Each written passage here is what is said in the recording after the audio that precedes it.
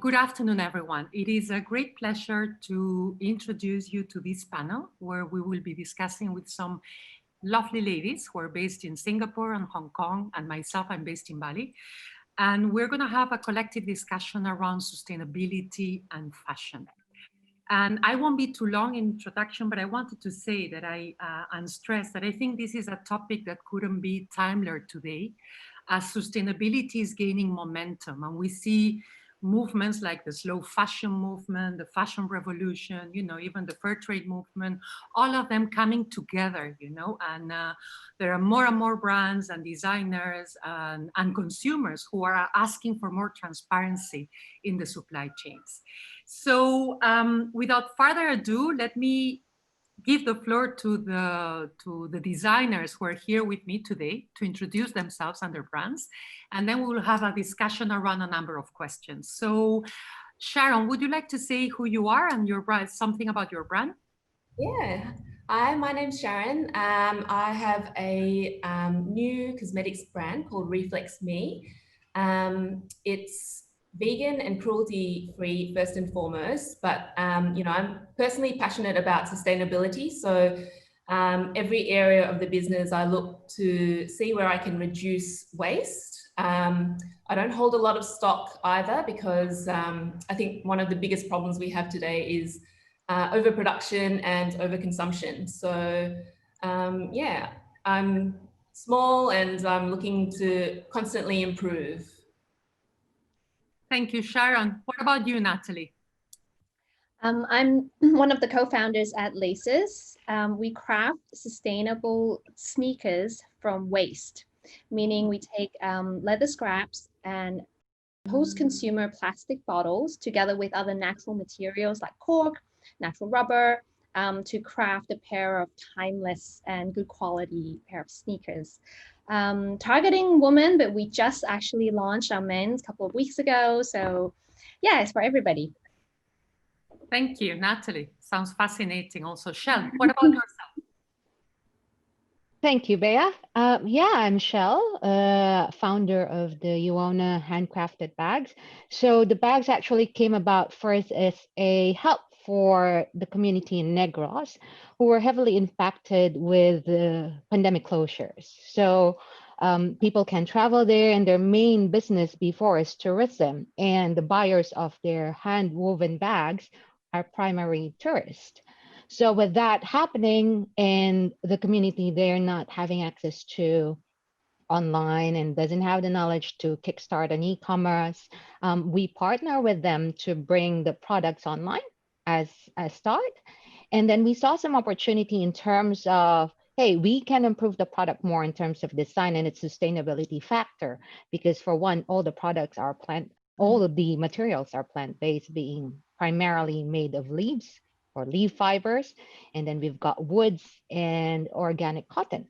So we've come up with new designs together with the weavers, and we've helped them have an online presence. So that's how Yuona Handcrafted Bag came about. Thank you very much, Shan. And Sarah, what about you and your brand? Hi. So I run a company called Retycle, and we're a platform for buying and selling secondhand kids fashion.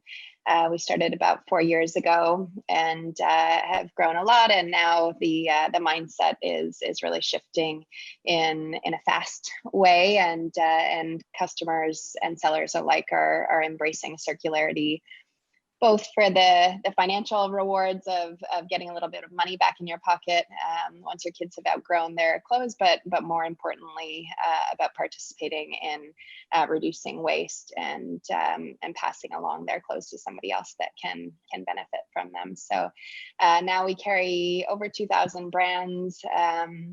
Have about 100,000 listings, and we're just working on building more and more participation so that we can make a greater impact. And we ship to Singapore, but we will be starting operations in Singapore soon.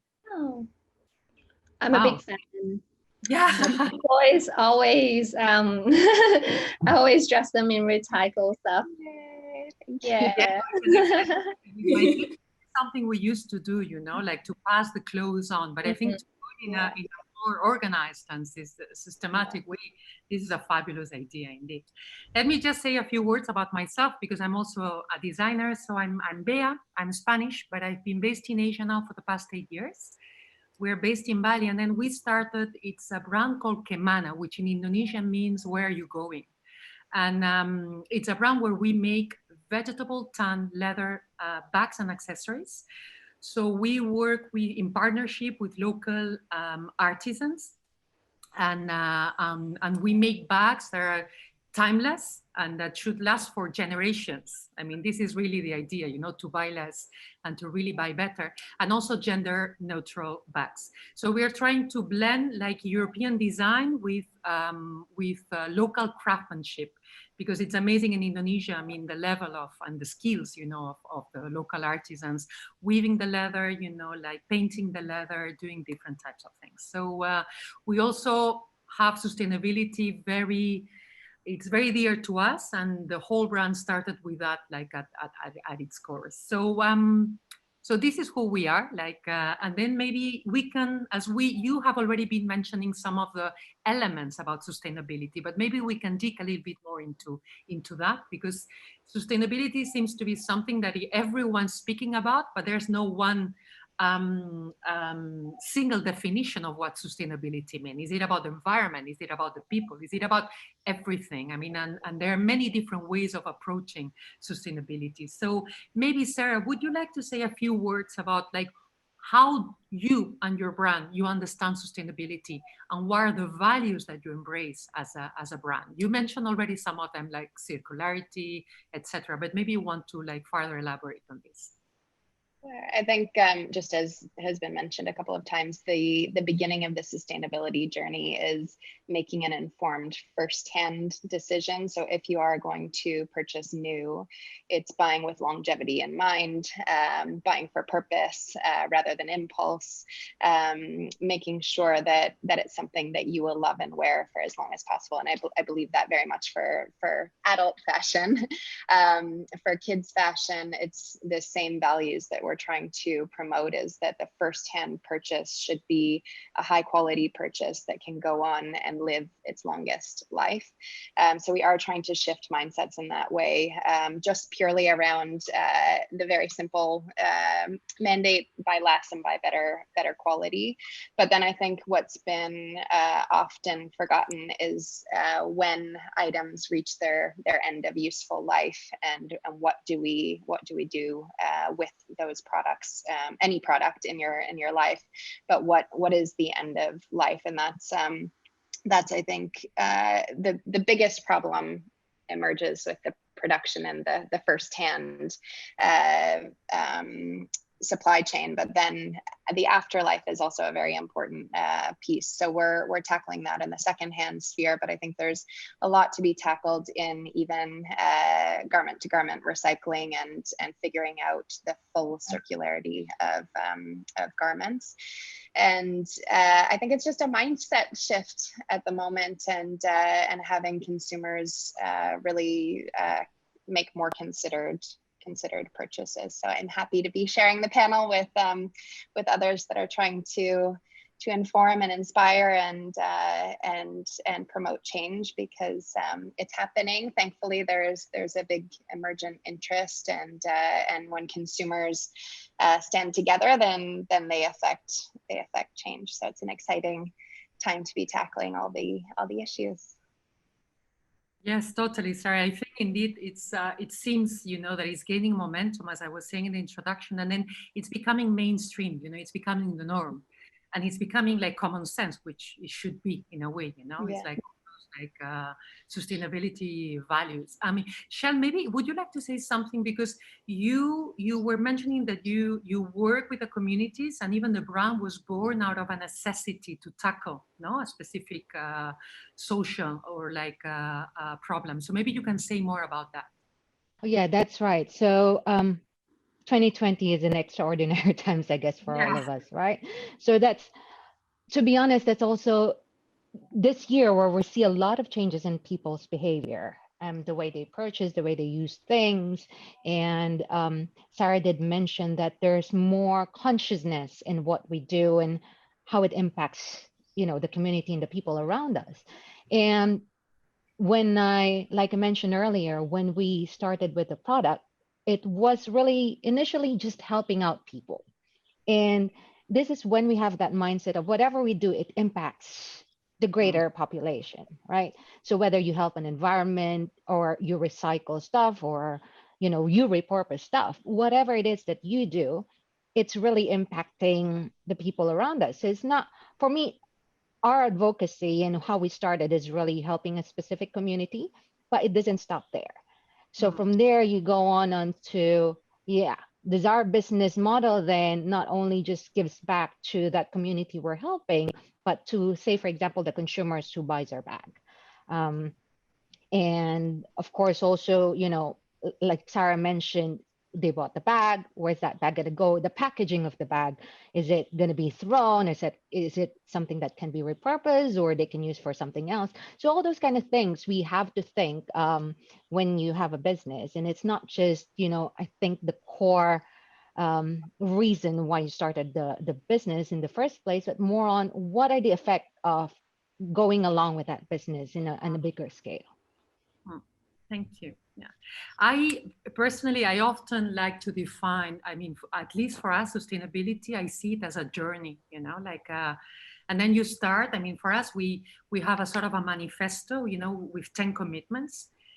We're very clear about what we can do, and we're also very clear about what we haven't been able to achieve yet also, because for instance, in the case of Indonesia, it's like sometimes the social norms are not the same, or the standards, or like when it comes, for instance, in our case, the vegetable tanning of the leather, that was a whole process to get to that because it wasn't available, So for us, it's that journey that once you start and you commit with integrity, you do your best. As I often use that quote from Maya Angelou, until you know better. And when you know better, you have to do better, but it's something that is like, that it's coming with challenges, with opportunities, but of course there are some challenges. Sharon, Natalie, would you like to add something to your own understanding of sustainability? Yeah, I think journey is the perfect word for it. Reflex Me is only, a few months old, but as soon as I got the first batch of things, I thought we can do better. The suppliers can give me less plastic, so I requested that nothing is individually wrapped. Luckily, I only order a small amount at a time, so the brand is quite flexible or versatile in terms of reducing waste as we go. And then, for example, the eyeliner box, I thought we really don't need it because consumers probably receive it and throw it away. So they're all the little steps along the journey, which we can take and get better and become more sustainable as a business. And I think, consumers as well, it's a journey, like we're all learning. And, new research is coming out all the time to, do things better. So, yeah. Yeah, I absolutely agree. On top of materials, as it becomes more and more advanced in terms of the innovativeness of, creating things from waste or upcycling materials, I think we also emphasize a lot on the practices. So making sure everything's ethically made, and that often gets the backseat. Like we look at the end product without really thinking about, okay, where does this come from, and is this price justifiable for what it is? Like, can organic cotton be priced at this price? And these are the questions that I do want our consumers to actually think before they pull out their wallets. And we also partner with an NGO that fights against human trafficking because it's a huge concern, especially in fashion, when it comes to slavery. And I'm glad that, a horrible incident in Bangladesh or India through COVID, but people do actually think twice again to not just look at the end product, but really ask, who made my clothes or shoes or bags or so this is also something we focus on highly. Absolutely. I think you're touching upon a very relevant point. And it's like, I don't remember who said that, but someone saying that the problem with cheap fashion is that someone is paying. So someone is, I mean, that cannot be that like cheap. So there's at one point, at one level of the supply chain, there's something that is not working properly, either because they are not fair salaries, or because of the conditions, or because who are they employing, etc. So it's also a question of educating like the consumers to be more curious about what is behind the product, you know, who has been part of it. So absolutely, as you were saying, it's about environment, it's about the design, but it's also about like the way you work with all the people who are involved in your supply chain.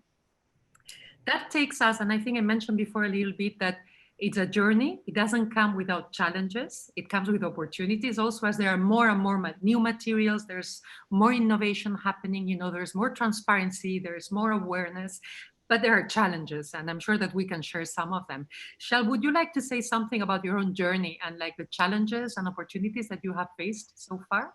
Right, right. I think the one of this connects to what Natalie mentioned earlier in terms of the cost, because you said earlier that the sustainability is getting to the mainstream, but we're not there yet.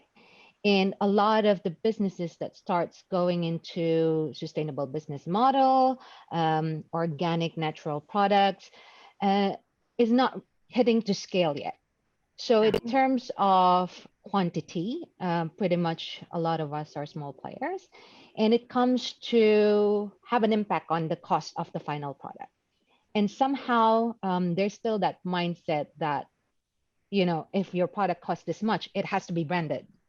And it's so hard at the moment to get that message across to people that you need to think of the whole process that the product went along, you know, from the people who are doing it, from the materials and the availability of that materials, how it gets to you. So all that process that goes behind creating a product, somehow consumers are still not familiar with. And of course, as a small player, you also don't have the scale yet to produce that much, right?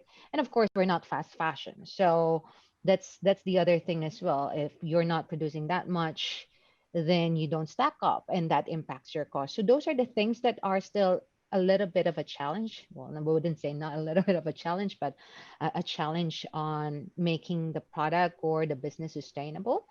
And also that I did touch on the branded mindset. So there's still that mindset on the consumers that branded products are better than small scale or, you know, an SME product. So that's still something that we are trying to educate our consumers. So when in Yuona, when we send out our items, we actually send out educational materials at the same time. So it's not just promoting, you know, how the product went along, but it's more on living a sustainable way of life. So that trickles down not just to the products that we do, but somehow be able to influence the consumer's lifestyle, that they can apply something else, or the practices outside of just buying our bags, but into their daily lives. So it's getting there. It's getting there. But I would say that those are the challenges that we encounter in our business. Yeah, totally. I think many of the challenges that you're mentioning, we also face them. And for instance, for us, there's that like trade-off, like how can we upscale without compromising, you know, the values that we have, you know, and working in that partnership mode with the artisans, you know, because we cannot compete with like those big factories, for instance. In our case, what we are seeing, and I think that's an interesting trend also, is working more together with other small brands. And we see in the ecosystem, you know, a number of initiatives. Marketplaces specialized in sustainable brands. So they give a platform, you know, because otherwise we wouldn't have never be able to have access, because we don't have those budgets, for instance, for PR, you know, for those sort of things, or applications like we recently signed an agreement with an application, it's called Rootip, which allows you to explain the stories behind your product, you know, and they with a QR code that can be scanned with a phone, you know. So I think there are a number of very interesting initiatives that are there, you know, helping the small brands like us, you know, to cope with those challenges that are out there. I don't know if anyone else would like to add something to this about challenges or opportunities. Is there anything else? Or Sarah, for instance, in your case, with the second-hand clothing, is it something that you find that people understand, or they say, oh no, my kids need to have like new clothes, you know, and that's it? Or has it been something difficult, you know, like to change Yeah, us? that's been our biggest challenge and opportunity, is that secondhand was not as customary here as it is in other parts of the world. And so we had to go through quite a large education process. And part of setting up the platform and what I wanted to do was present secondhand in a new way that felt aspirational, that felt braggable, that felt as though you were shopping firsthand, so that it wasn't mired in compromise, I suppose, where you would feel I've traded in experience or something pleasurable for something unpleasurable. And so we presented secondhand in a new way, but nonetheless, as tempting as the great brands are at really discounted prices, it was more around shifting mindsets around that braggability for secondhand. So it wasn't just about accessibility at good prices, but much more about the fact that you're doing something smart by your kids and their future. And if we hold hands and do it en masse, then it really makes a big impact. So the secondhand appetite was definitely first adopters were those that were accustomed to secondhand in their home markets, primarily Europeans. And then it's taken us time to have more local Chinese adopters. And now I'm happy to say that we're dominantly Chinese in our community, but that's taken quite a lot of effort and education.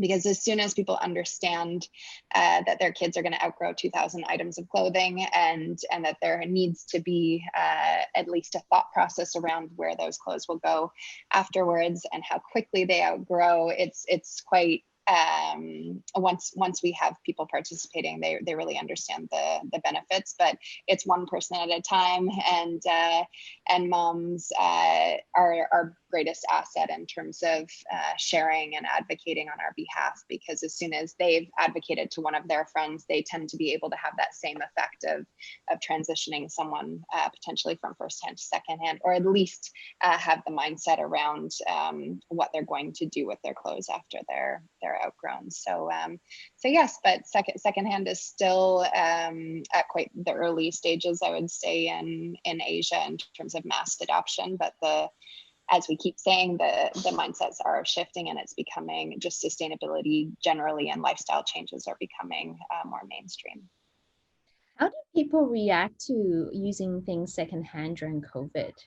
Did you have? Yeah, so that was one of the big risk factors. So if I think back to February, March, when Hong Kong was one of the first places that was affected, it was a big risk factor for our business. Was what if there is news that COVID could spread through textile? And that would have affected all fashion businesses, but particularly secondhand. And so that was something that we were quite nervous about in the very early days of, because it could have regressed secondhand massively globally if it was found to transfer, which it wasn't.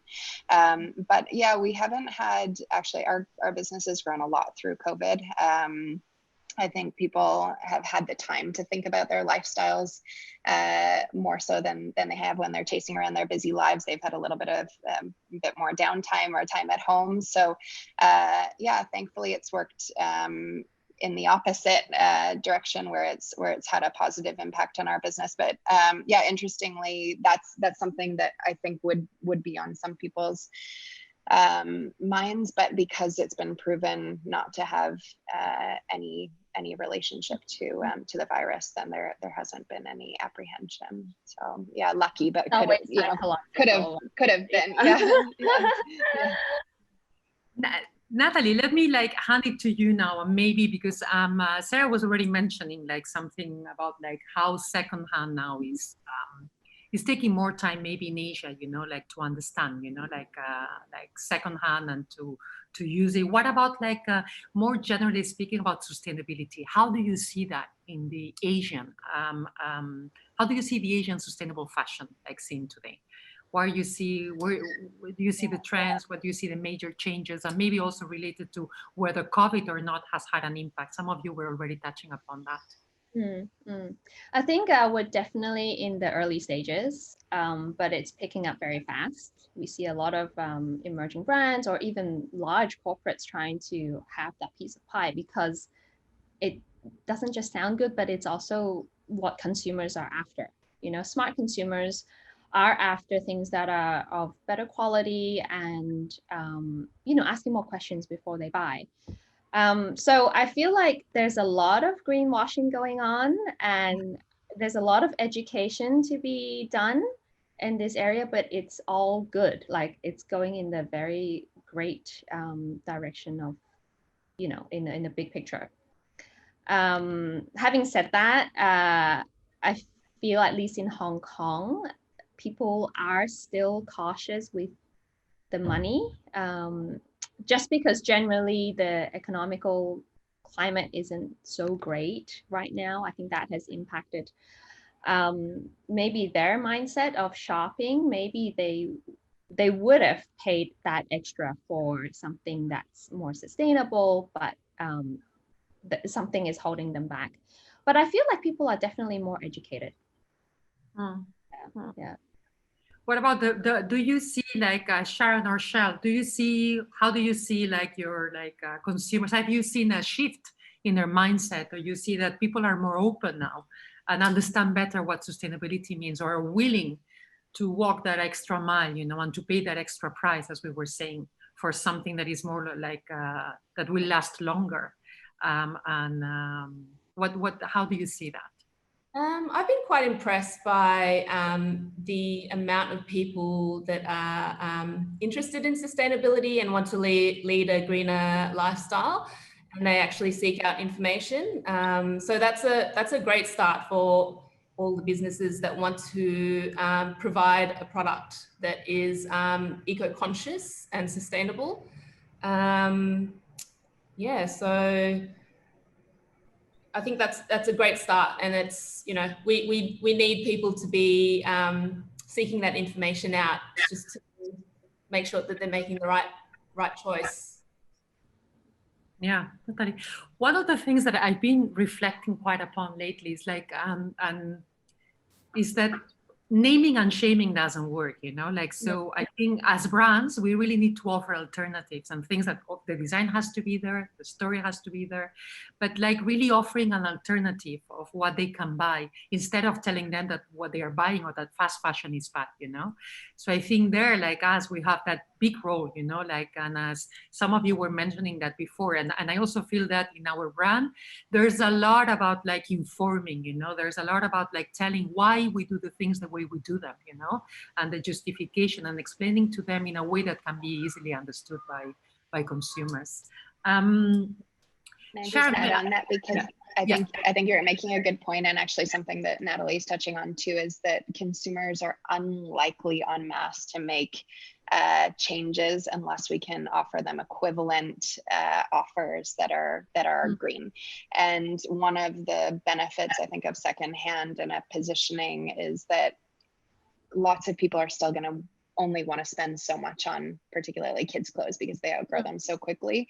And if you can't offer a viable price alternative, then you're still going to have a massive market for fast fashion. So one of the great benefits of secondhand is that you can actually offer a side-by-side price alternative to fast fashion and present budget alternatives that are just better quality brands. But it's hard in most aspects of our lives and lifestyle products to get an eco alternative, but at a competitive price. So it takes mass scale, and in most cases, rather than yeah, so it's hard because until we have mass consumer buy-in, it's hard to provide the price alternative.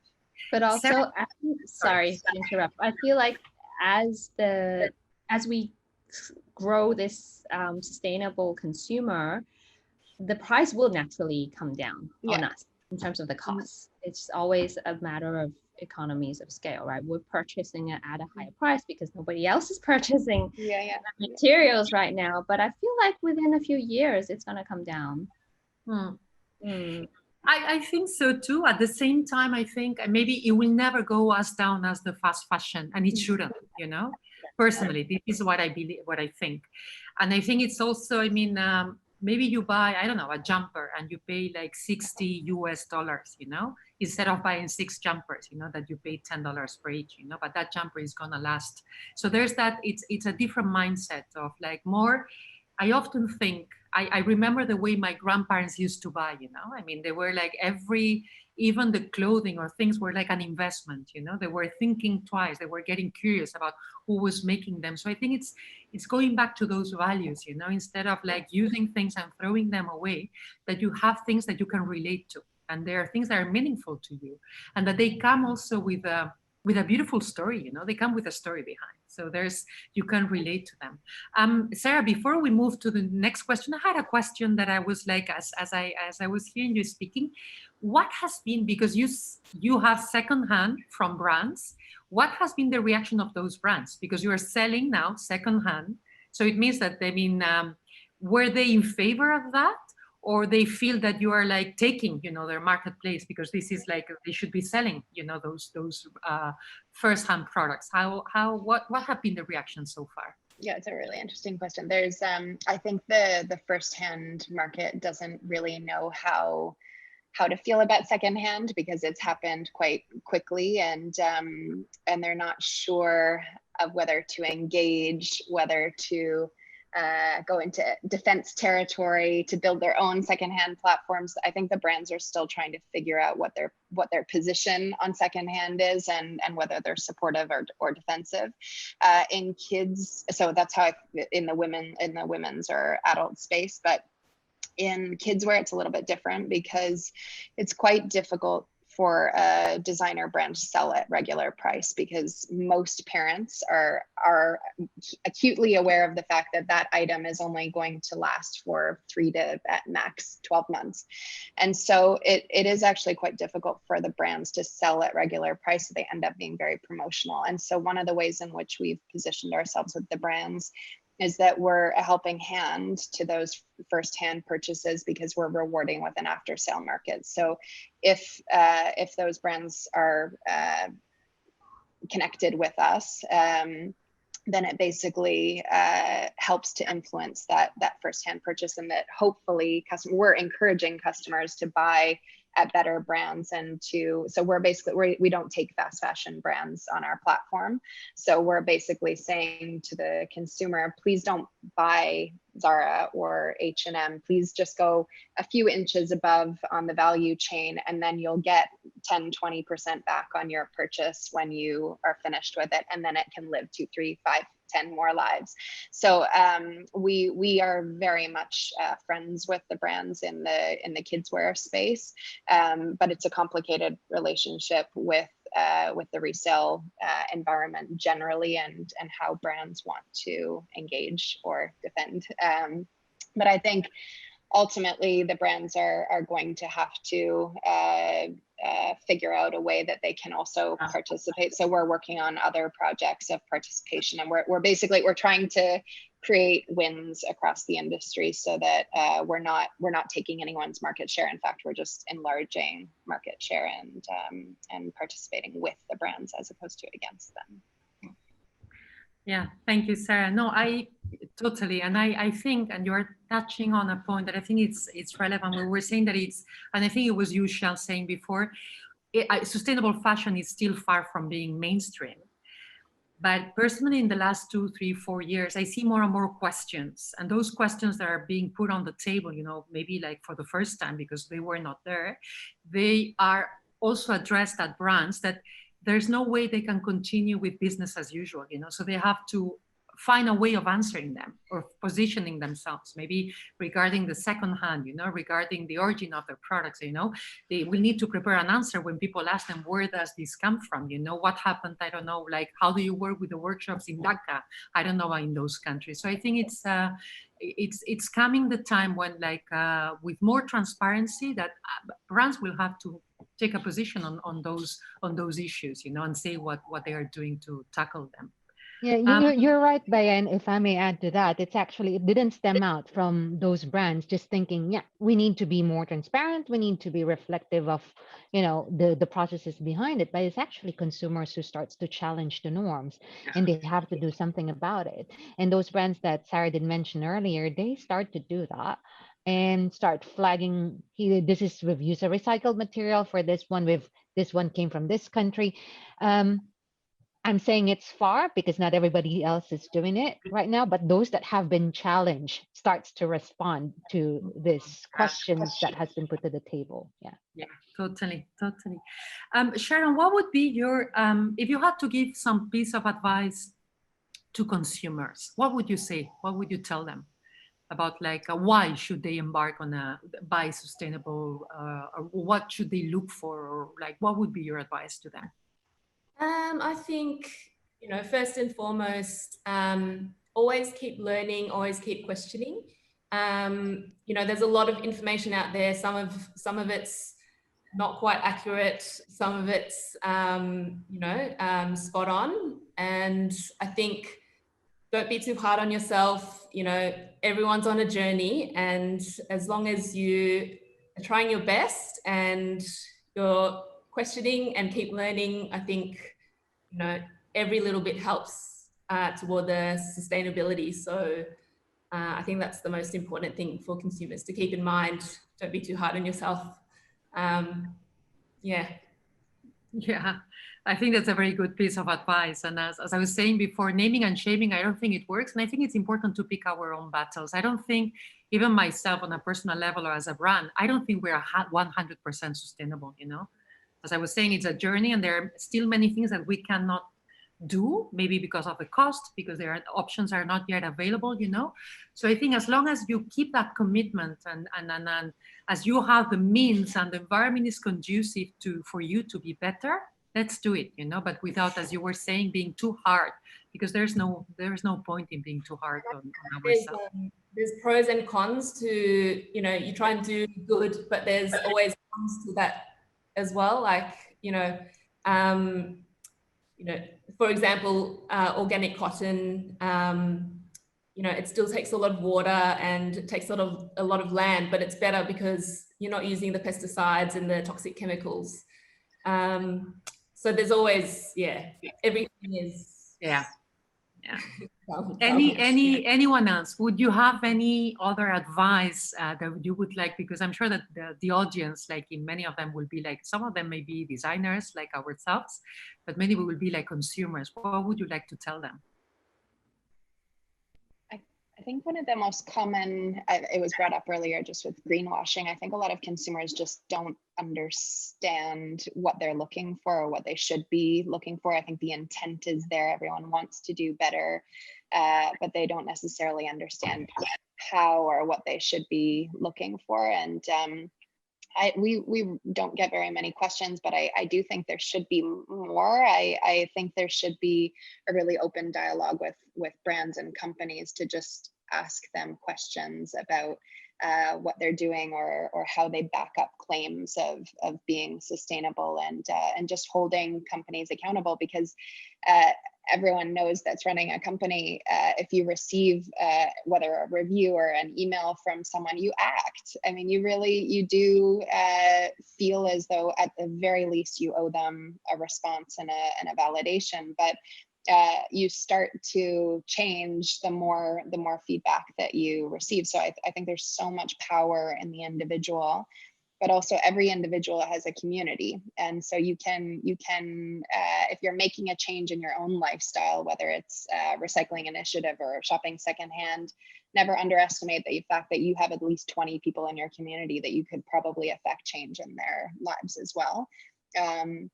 And it is iterative. I think everyone's talking about the journey, and I think that's exactly it. You should never feel ashamed of the fact that you're not an eco warrior, or you're not doing everything perfectly, but that you are doing something, and that ultimately those small changes do add up. I don't think any one of us could stand and say that we're doing everything perfectly, whether at our companies or in our private lives. But it's a process, and I think we should congratulate and influence others that are also taking the steps. And yeah, I think there's a lot to be done, but we can each have influence even if we're not influencers.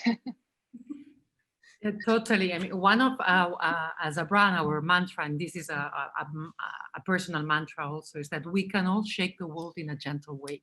And I think this is, like for us, it's like, I mean, the scale, and as you were saying, we cannot all be eco warriors, not everyone is destined to be that. But that there are small changes that we can introduce here and there, and we can pick our battles and towards a more sustainable lifestyle. And there are many ways of doing that.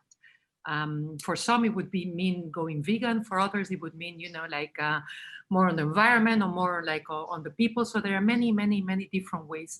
I think for me, a key word is to be kind, to be kinder towards the environment, kinder towards the people. And this is and this is the whole secret about it. Maybe some final words. So some final words from each one of you. Maybe what would you tell a designer? Because also now maybe some designers are saying, oh, I want to go and be more sustainable. Not everyone starts with that, in their core values, but maybe they start changing, as we were saying, and they want to start introducing that more in their supply chains. So what would you be, if you had to say something to a young designer, or not a so young designer, a designer starting, what would you tell them? Or a brand starting now, what would be your advice? Don't do it alone. Talk to people.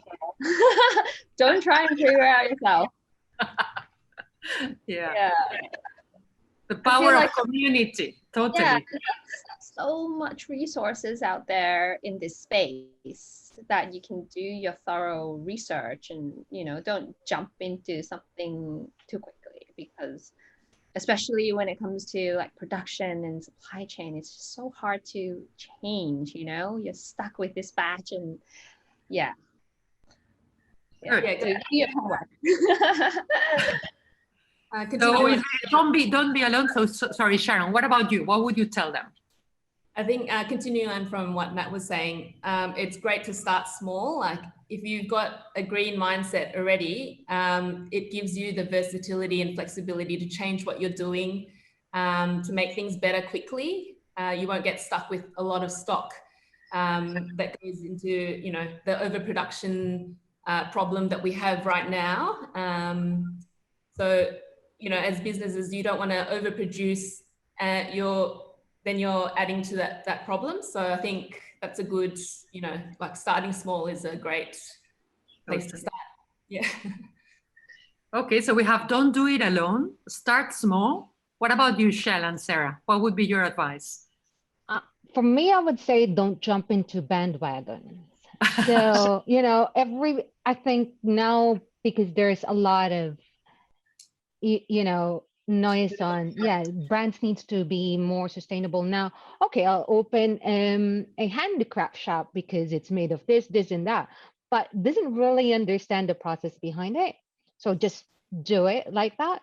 So I think it should start on identifying really what's the problem, and then find the solution, innovate, and find the solution to address that issue.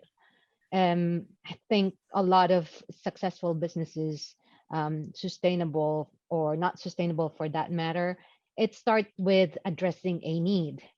Yeah. But of course, with addressing that issue or that need, we need to make it addressing that need, but not harm or have that negative impact to other factors. Thank you, Shell. Yeah, you're touching upon a very relevant point too, like about like addressing a need, a real need, something that is out there, you know, and bringing that innovation. Sarah, what about you? What would you Yeah, tell a I designer?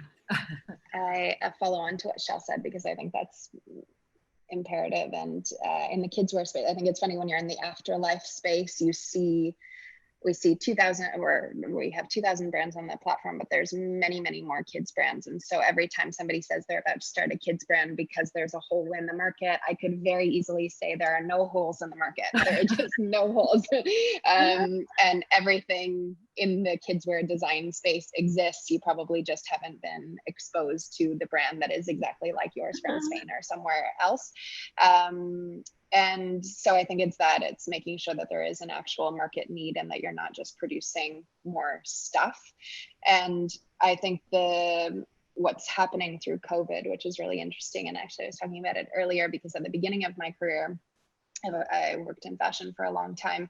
We had trunk shows. We used to present products to consumers 3 to 6 months in advance of when they could actually have the product, and they would have to pre-order it.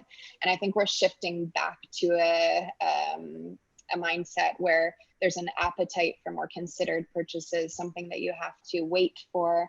And I would advocate for anyone starting in the industry to do that market testing. So whether you are doing pre-orders, whether you are on a Kickstarter campaign, you are testing the appetite for what you are about to bring to market before you start production. Because in so many cases, people spend a year sort of imagining this product line that there's going to be a market for. And if there's no market, you've just created a ton of waste. So I do think that shift towards market testing and not producing until there's a determined market would have a big impact if people started their businesses that way. Thank you so much, Sarah. I think all these, have been like, I think can be like, they're very useful, like pieces of advice for someone who's thinking or considering starting a new brand, or like or getting walking into that sustainability, starting the sustainability journey. I think we're coming to the end of our panel. I personally had an amazing time discussing with you ladies, and I would like to continue.